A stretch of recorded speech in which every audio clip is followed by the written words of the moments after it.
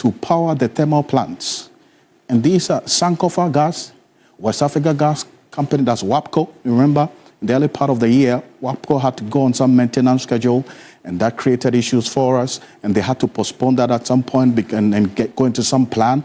Stratcon Limited, Tallow Ghana Limited, Chase Petroleum, Special Fuel Account, HFO Stratcon Limited also in there.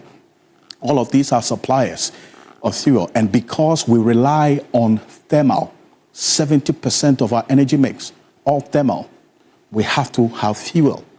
And the Energy Commission has already put out the projection that government, if you have to keep the lights on, you need about $1.2 billion this year just for fuel, buying fuel, so that you keep the lights on, because you need the thermal plants to be powered.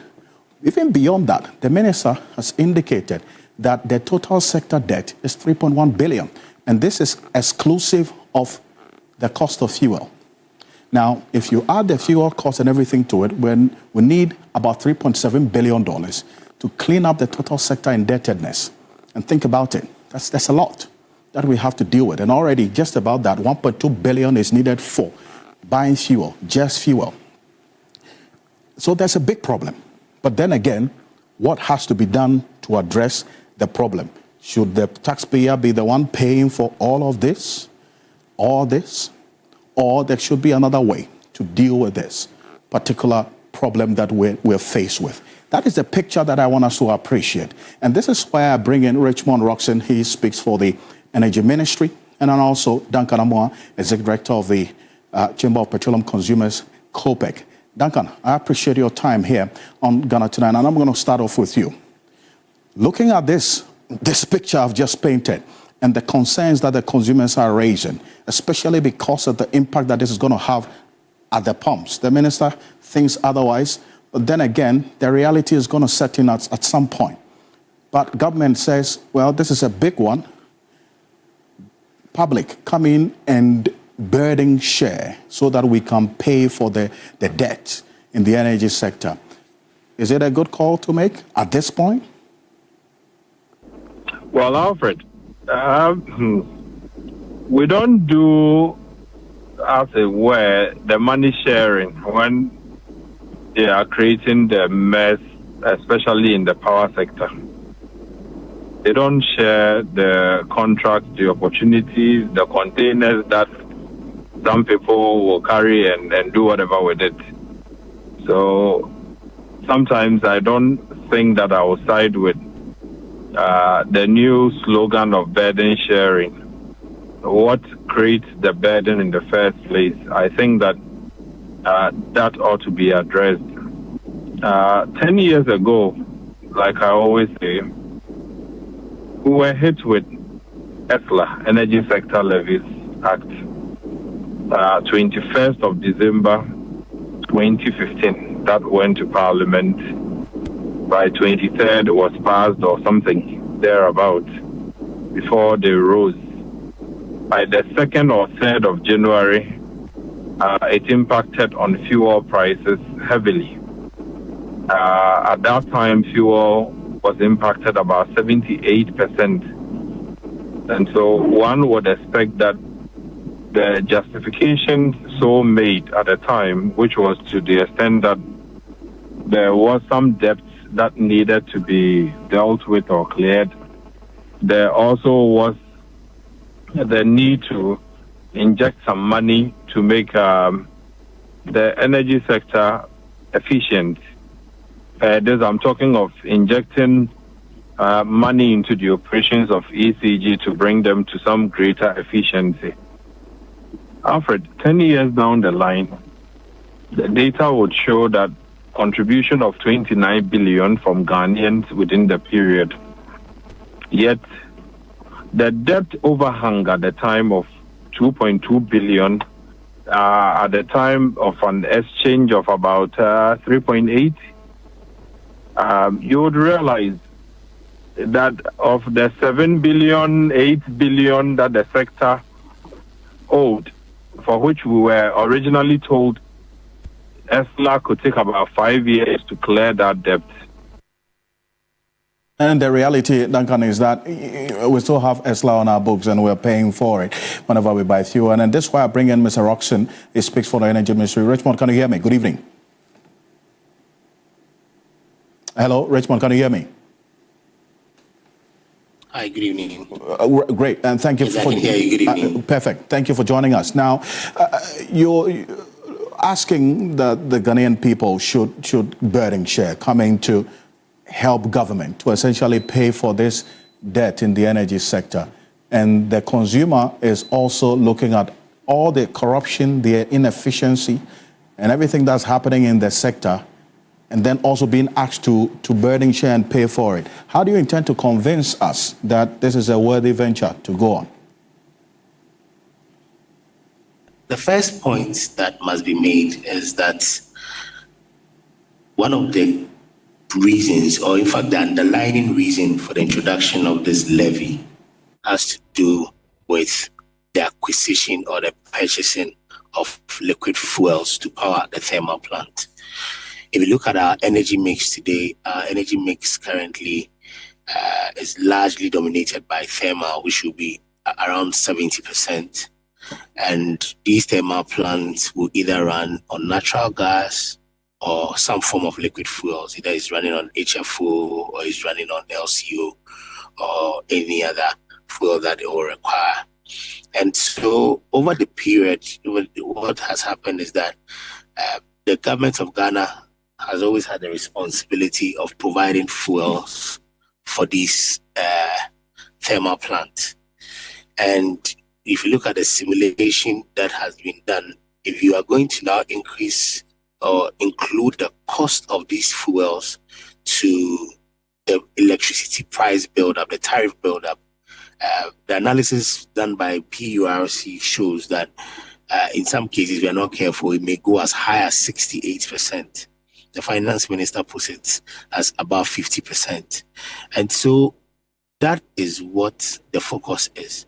Because if you even have a very efficient energy sector, for example, if ECG is able to collect all the monies for power sold, the component of fuel, liquid fuels to be precise, is outside the price build-up for the tariffs. And this is a major challenge. Beyond that, we also don't have the reserve margins. When it comes to your plants, you should always have some reasonable reserves that you'll be able to fall on. Those capacity charges are paid for. We don't have any provision for that.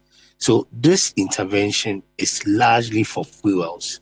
But let me come to your question about the inefficiencies. It's not that the government has taken the easy way out of introducing a levy whilst it's ignored the challenges that the sector faces. Yes, we recognize that this government inherited a very challenged energy sector, especially the power sector. If you look at the debts related to generation alone, as of December 2024, it stood at $3.1 billion. If we look at the debt to IPPs alone, you're looking at 1.75 billion United States dollars. I'm not talking about cedis. If you put together the debt in the sector, you're looking at over 80 billion. Thankfully, because of prudent management of the economy, we've seen some reduction or some gains have been made. So now the figure is around 67 billion. Beyond that, ECG itself has its own challenges when it comes to the deficit that it has every month, which averagely stands about 2 billion. All these challenges or all these issues are being addressed concurrently by the government, being led by the... So it is not as if the inefficiencies have been dealt with. There's several reforms, structural reforms that are being dealt with by the ministry to ensure that we have a very efficient power sector. The goal, the ultimate goal, is to ensure that at all material times, Ghanaians enjoy reliable supply of power at affordable cost. But you see, in the end, the affordable cost that you talk about is also one that has been questioned as well. And we'll get to that as to whether really this position that the finance minister takes, that this 1 cedi addition or of the levy is not going to impact on the prices of petroleum products at the pumps. The OMC say that that cannot be true. I mean, you are imposing a levy. So who is going to bear the burden of that levy? I appreciate the context with which the finance minister made that statement. What the finance minister said was that, yes, ordinarily once you're introducing a levy or a new tax, whatever it is, the consumer is going to pay. And once the consumer is going to pay, it will have an impact on the price buildup. What the finance minister said was, over the period, some gains have been made. And if you look at the gains that have been made, if you have the exchange rates moving from 17 to 10, definitely is going to have a significant impact on the fuel price buildup. When you look at the petroleum side, if the indicators for determining the prices of fuel will be number one, the crude oil price on the international market. Number two will be the price of finished products on the international market, which normally we benchmark it using the Platts benchmark, S&P's Platts. Then the last one will be the exchange rate. If you have a CD move from 17 to 10, that's significant.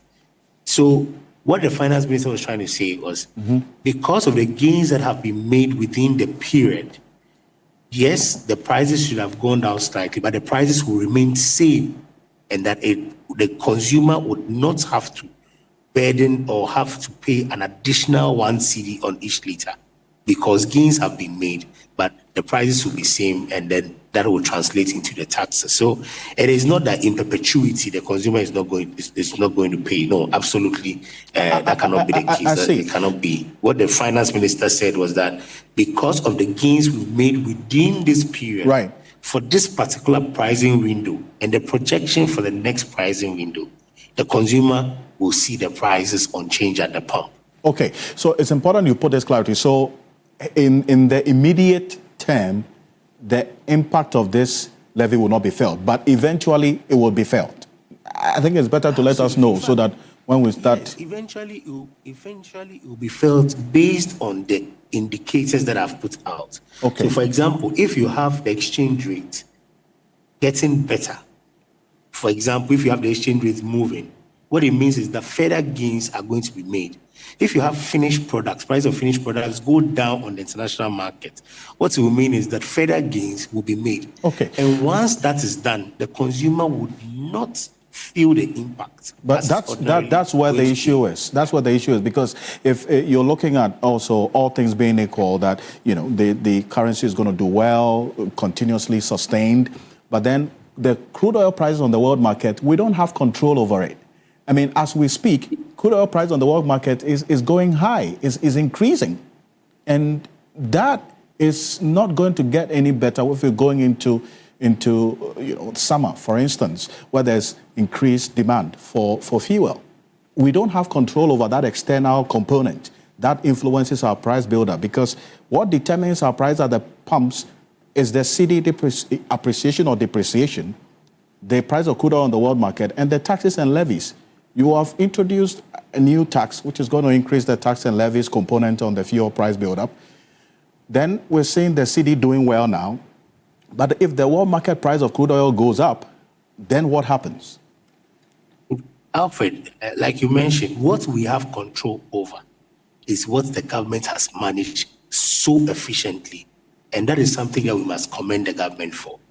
That the CD that at least we can control. The other 2 years, you're right, we do not control them. But so far, the government has performed very well when it comes to management of the currency. And we are all trusting that definitely will continue to maintain the efficiency and then the improvement that we've seen in our fiscal space. Once we find prices go up, definitely the government is not an insensitive government. This is a government that has worked so hard for the people of Ghana to benefit. A government that has ensured that every citizen who is purchasing fuel is benefiting about 4 Ghana cedi per liter. There's no way the government will still insist. From time to time, this policy will be reviewed, right, looking at the factors to ensure that the people of Ghana are not bitten or they're not driven into much difficulties. If the prices are going up, definitely the government will look at it and look at what can be moved and some respite at the end of the day to give some respite to the consumer. So it's not cast in stone that at all material times the government is desperate, give me one seed, even if it's going up, still give me one. No. Right. From time to time, like the president said, the monies that have been accrued will be published, will be audited for everybody to see what has been done. If there are difficulties, the government would certainly, as transparent as it's been, open up to the people of Ghana. I see. But very quickly, before I let you go, what is the sunset clause in this levy? Because we've seen ESLA, the sunset clause was supposed to be 5 years. It's still on our books. We are paying for it. I haven't seen any sunset clause in this one. When is it supposed to be off our books? Absolutely. That's why, that's why when you look at what the government has done, the government says that instead of introducing a sunset clause, rather, we should improve monitoring. We should look at the whole energy sector as a whole, the whole sector as a whole, analyze and resolve every bottleneck or challenge, and then also introduce new measures, do the structural reforms to ensure that from time to time, gains are being made, and then you can review as you progress. It is not that you say like ESLA, we said we were going to do it for 5 years. You had a new administration coming under President Akufo-Addo. The money, what was supposed to be 5 years, they issued bonds for 15 years. The monies were diverted into other funds. The monies were not used for the intended purpose. And that's now the same problem that was created, the same problem that the fund was created to solve has even worsened by over almost 100% and more. That is why the government is not fixated on the sunset clause. No, what the government is doing is that tackle all the problems. For example, we are spending $1.2 billion on liquid fuels. What does the government intend doing? You are trying to get more gas from ENI. You are getting more gas from Nigeria. You are getting more gas from our Jubilee fields. You are also going to construct the gas processing plant phase 2. Once all these things happen, what it will mean is that you're going to reduce the cost drastically, because the cost of liquid fuels to gas is almost half the cost. Okay. So if today you have 1.2 on liquid fuels, if you have gas with the same quantity, what it means is that you are spending 600 million. So with time, all these debts will be dealt with, and then we'll have a clean bill of health when it comes to energy sector. Well, you know what? I mean, this is a conversation that is evolving in many ways. We're not ending it now. Richmond, I know the coming days we're going to have to engage a bit more on this, obviously, to get all of us along the way and to come along to understand why this is even important. Someone will have to pay for this debt, but then again, consumers would have to understand why we have to be part or burden share in this process. I've got to close the chapter on this, but in 30 seconds, I'm going to give it to you. Just 10 seconds. The levy that the government is taking is not that all the monies will solve the problem. No, the problems are multifaceted, and that there are different bottlenecks that will be dealt. This will go to support, but definitely we still need more money if you look at our consumption and how much we'll be getting out of this revenue. And that goes without a doubt. But I thank you for joining us. I appreciate your time. But this is Richmond Roxon. He speaks for the Energy Ministry. Stay with us here on TV3, because in the coming days, we're going to engage a bit more on this for the greater good, so we understand exactly why the burden sharing option should be one that, as the president has appealed, it is a necessary pill that has to be swallowed, albeit painful. But as we're swallowing it, we need to understand why we're doing that. But coming up next year on Ghana Tonight, 6 months after the December 7 elections, Ablekuma North remains unrepresented in Parliament. The minority have petitioned the IGP for security to enable the declaration of the results, calling the delay unjustified. We're going to delve into this matter.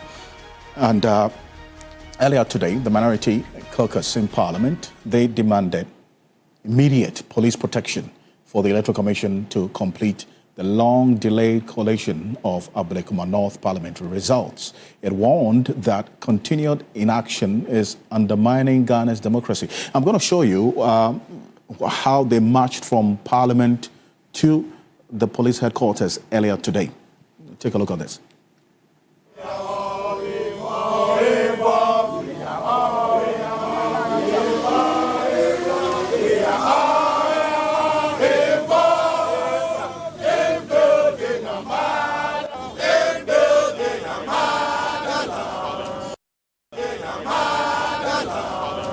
The Ablekuma constituency stands out as a shocking exception. Ladies and gentlemen, since December 2024, the parliamentary results have not been declared, thereby denying the people of Ablekuma their rights to representation under the 1992 Constitution. This is without precedent in the Fourth Republic and constitutes a serious blot on our democratic record. We therefore request that your office takes immediate steps without any more delay. Deploy adequate security personnel to the Electoral Commission at its designated collation center. Ensure an enabling environment for the peaceful and lawful conclusion and collation and declaration process in Ablekuma North.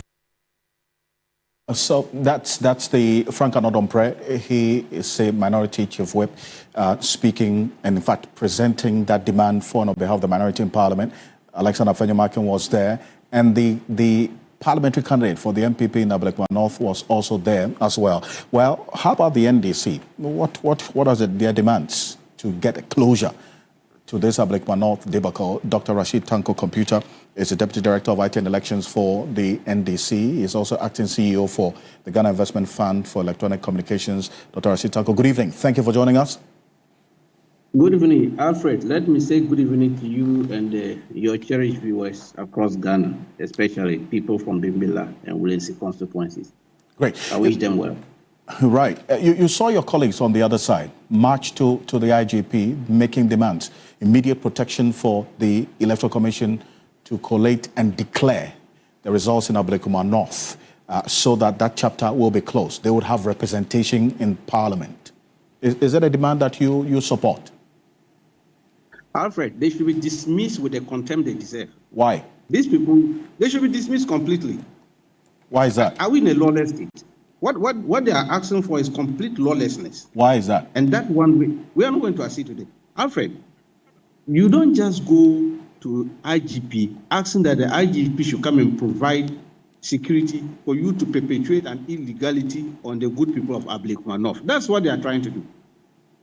Alfred, Ablekuma North, we have a standstill. And the standstill is emanated from the 62 polling stations, which the Electoral Commission, which is supposed to have the original pink sheets from these 62 polling stations, indicated to the whole world that they don't have the pink sheets. They lost them. So since they lost them, they were now going to rely on our carbon copies, because they gave us carbon copies at the polling stations. We also indicated we were very truthful. The NDC, we are very, very truthful in this matter. At the IPAC meeting, which I represented a party with my colleague, Mahdi, we all agreed that, look, we don't have it because of the vandalism that occurred during the collation in the night. So we also lost ours. The MPP also indicated to us, they also lost theirs, but they have scanned copies. Where from scanned copies? Where did they get the scanned copies? And Electoral Commission now want to use the scanned copies of MPP to declare the results. Who will accept this? Who will accept this kind of thing? And interestingly enough, Alfred, in fact, I want to use your platform to also call on the IGP. In fact, we met him about 2 weeks ago. We met the IGP and told him our position. Now that these people are coming out, in fact, he must initiate process of arresting them. You want the IGP to arrest? Yes, arrest the MPP leadership who came for the collation. Why? Why is that? What have they done? Alfred, to go and manufacture your own pink sheets, concoct figures on it, and forcing it on an Electoral Commission to use it to declare you as a winner, it's a criminal act. And that's what they did. Because the presiding officers of Electoral Commission came, looked at them, and said, no, these are not our pink sheets. I didn't sign it. This is not my signature. Some said these figures are not correct because at my polling station, I didn't have rejected ballots. but the pink sheet you are showing to me has a portion of a rejected ballot. That means it's a fake one. And I was expecting the IGP and his group to arrest them. All the MPP guys who came there, their agents and then the leadership there, arrest them for falsifying official document of state. So, and today they have the audacity to go and tell IGP to come and continue, agree to this nonsense. So in the end, the fundamental concern here is that for the people of Blekumanov who are watching us right now, they don't have representation in this 9th parliament. And I'm sure that for you as a party, you're concerned as well. So what's your proposal to close that chapter and have a candidate declared as a winner for that constituency and eventually represented in parliament? It's simple and straight. Let us go and do a rerun for the 62 polling stations. So long as we don't have the pink sheets, the original pink sheets, and the data for the 62 polling stations, the best option is to go and do a rerun. Is it the first time we are doing a rerun of polling stations? We did one at Akwatia under Afarjan. We went and did election for just less than 6 polling stations in Akwatia. We did even by-elections. We have been going for by-elections. So what has stopped the Electoral Commission to let us go for the 62 polling stations? Why is the NPP running away from this rerun for the 62 polling stations? Because they know that they had concocted fake pink sheets. And the Electoral Commission, who are collaborating with them, wants to declare them winners using this fake sheet. So you want the 62 polling stations, we want 62 polling stations rerun? Yes, that is our position. In fact, we told the IGP, okay. We told the government. In fact, as a political party, we have mentioned it to the government, and we have also mentioned it to the Electoral Commission as well as the Peace Council, that look, this is our position. We are very truthful. We don't want to bring any fake thing, or we don't want to concoct any figures and come and force it on you. The truth of the matter is that the pink sheets we all got missing on the day, which the Electoral Commission also agreed they don't have. Now they want to use MPP scan copies. They are masters of faking documents, and they have done that. So is there any timeline to this demand that you made of the IGP? Oh, it's straightforward. I mean, Alfred, the timeline is very straight. We did it several. We even wrote officially to them. We have written to the Electoral Commission officially indicating our position and told them point blank that, look, we are not going to accept any scanned copies from any quarters whatsoever. Because your own presiding officers has vindicated our position that, look, the MPP are up to something. They went and concocted these things and brought them. We'll see how the commentators will look like on this. And Dr. Rashid Tanko Computer, I appreciate your time. Thank you for joining us. I'm grateful. You see, Deputy Director of IT and Elections for the NDC, acting CEO of GIFEC, back shortly after this quick break. Stay with us. We'll tell you what's been happening in court after this quick break.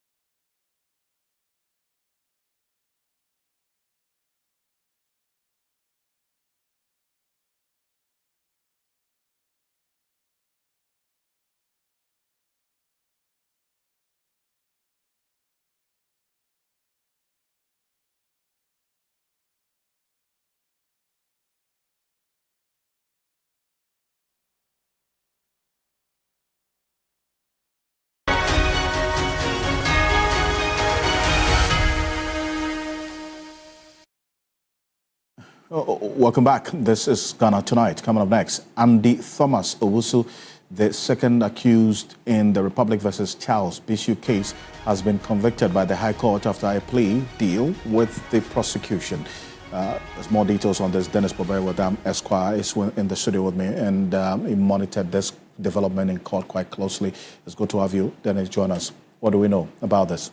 Well, so Andy Thomas Owusu happens to be the second accused person in this matter. It's a matter that he's been tried together with Charles Bisu in respect of some galamsey issues that were caught on camera. This is a matter that the OSP has been pursuing for quite some time. He's been able to put them before the court, but the second accused person, who is the person of Andy Thomas Owusu, says that he wants out, and in so doing, he reached an agreement with prosecution, that's the OSP, and now he's had that deal executed. He's a free man as we speak. So he's been convicted on his own plea. We'll go into the details of what the agreement is with the OSP. Right. But you do recall that when we did a breakdown, out of the 15 counts of corruption and corruption-related offenses that were leveled against the two of them, 9 were specifically against Andy Thomas Owusu. So of those 9, we do know that in his case, 3 of the counts were on using public office for profit. The other 3 were also on counts of corruption of a public officer. The last 3 were in respect of accepting bribe to influence a public officer. So now when you look at the agreement that has been reached between Andy and then the states, this is how it turns out. That's upon the agreement, the states withdrew the charges of corruption of a public officer, and those, like I indicated earlier, were 3 counts. Now when you look at this charge and the penalty that is associated with this, it comes with the option of a fine and then a jail term. However, so the states also withdrew the charges of accepting bribe to influence a public officer. The third one was a recommendation that the second accused person receives the following as a punishment. Now, to make a compensation or restitution, it's part of the bargain of 200,000. He's also to pay a fine of 500 units, which is equivalent to penalty units, which is equivalent to 6,000 because a unit is 12 cedis. I see. There was also the agreement that the second accused person, which is Andy, makes a payment within 1 week after the adoption of the plea bargain agreement. Essentially, on the other side, this is what he pleaded guilty to. Now, the charges of using public office for profit. In so doing, he had to admit that he knowingly or voluntarily and truthfully admitting to the facts that the prosecution has presented, in which case he's not disputing anything. Okay. He also had to confirm that, an understanding that of all the elements of the offense and the legal penalties involved. What's important is the offense to which he pleaded guilty to, for which reason he has been fined in addition. Important. Of the 3 offenses, it's only one of them that allows one to be imprisoned or to be fined. And that is the one that he pleaded guilty to. I see. The other 2, it's only imprisonment. Right. So the reason he's not going to custody is because he did not plead guilty to any of the offenses that have only imprisonment as a penalty.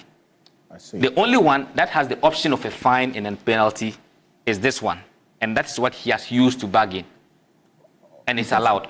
It's allowed, and as long as the court has accepted the bargain between the prosecution and Andy and have adopted same, it's now left for him to make the payments as has been stated under the agreement. And that's supposed to be within 1 week. Well, so the general sentiment about this, and I'm sure you've been monitoring the public sentiment of it, that this amount in the plea bargain or this agreement is too small. 200,000, a little over 200,000 CDs, that's 206,000, correct? Yes. The sentiment out there is that, it should have been made to pay more than just 206,000. From the legal perspective, is there any merit to this concern? Well, so that's why it's a bargain.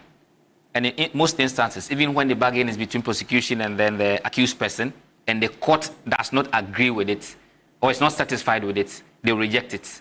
So to the extent that that negotiation was done, it was put before the court, and the court, under the circumstances, looking at the facts, came to that conclusion that 200,000 was enough to pay for restitution.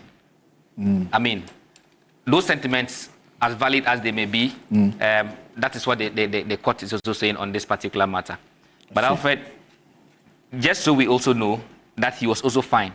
Now that fine is as a result of the guilty plea that he made. Right. And when you look at the penalty there, there's the option 250 penalty units for that offense. That's the 250 penalty units. So ordinarily, it should have been 750 penalty units for the 3 counts. Okay. But giving him 500 counts, that means that there's a discount in between. That was not the only thing that happened. For what?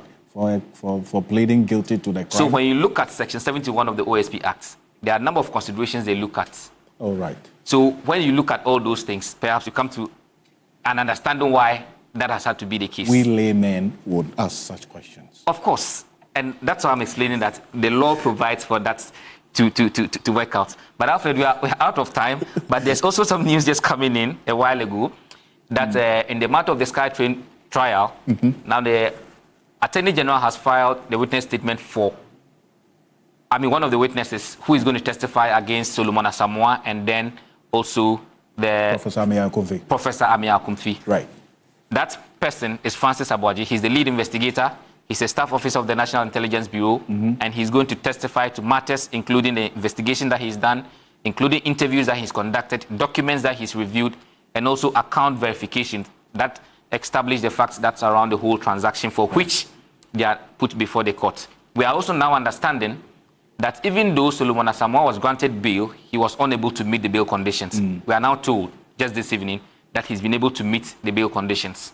So hopefully, he should be out of custody in the coming days. That's just by way of updates as to what is happening in the court, Alfred. It's very interesting indeed. And Dennis Babero Esquire is keeping an eye on how things are playing out. Trust that here on Ghana Tonight, he will be updating you every step of the way. Thank you. Appreciate you, as always. Now, thank you so much for staying with us here on Ghana Tonight. Join the New Day team tomorrow morning at 6 a.m. Also, Sunrise 92.7. Also, tomorrow morning at 6 a.m. On behalf of the rest of the team here on Ghana Tonight, thank you for your company. I'm Alfred Ocansey. Have a good night. Ghana Tonight is brought to you by Flamingo Paint.